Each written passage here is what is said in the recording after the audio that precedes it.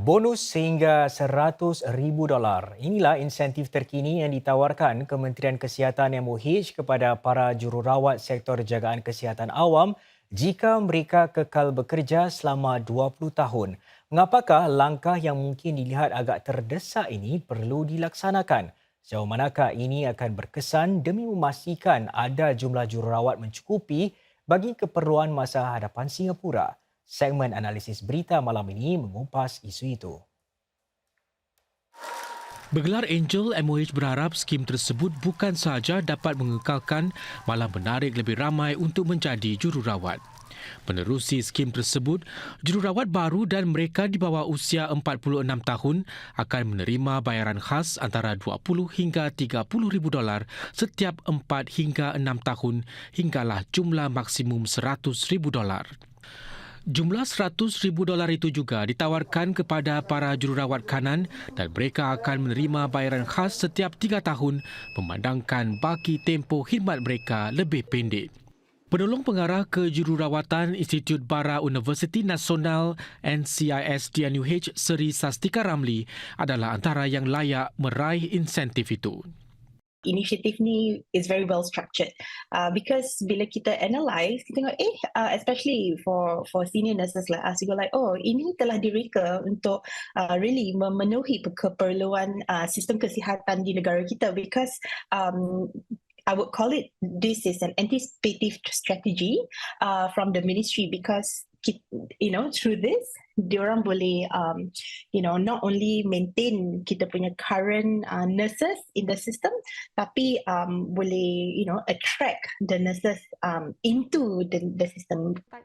Jika disemak trend sejak beberapa tahun lalu, langkah menawarkan insentif keuangan bagi sektor jagaan kesihatan memang agak ketara.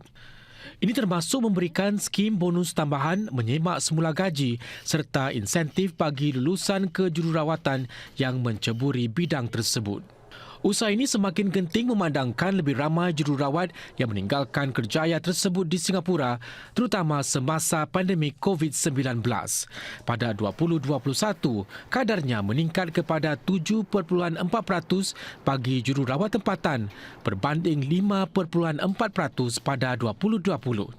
Bagi jururawat asing, kadarnya pada 2021 malah lebih tinggi, naik seganda kepada hampir 15%.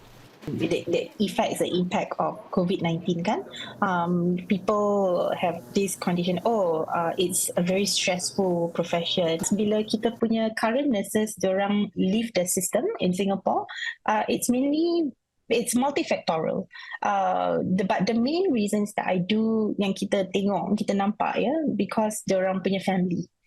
The pandemic has caused them to not, because they're limited in terms of the travel opportunities kan.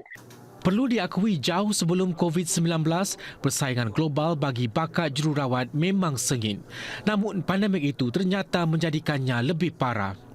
Menurut laporan WHO tahun 2020, terdapat kekurangan hampir 6 juta jururawat secara global. Namun angkanya kini naik seganda kepada 13 juta jika disemak angka terbaru Majlis Jururawat Antarabangsa ICN. Oleh demikian, persaingan di kalangan negara-negara maju untuk menarik tenaga jururawat menjadi semakin sengit.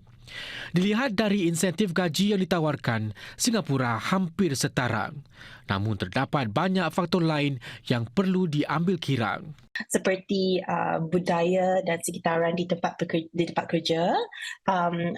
Selain daripada itu, peluang tingkatkan kerjaya mereka dan also what we call recognition.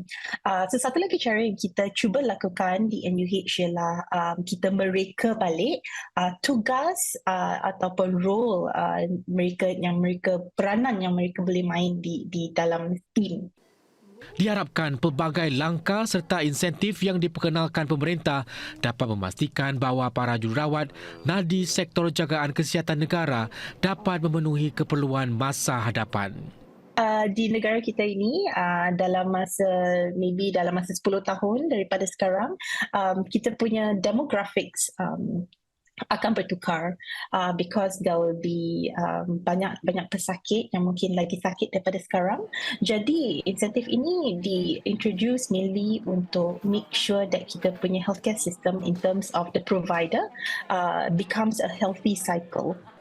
Pemerintah menyatakan sekitar 29,000 jururawat awam akan meraih manfaat skim Angel itu yang bermula September ini.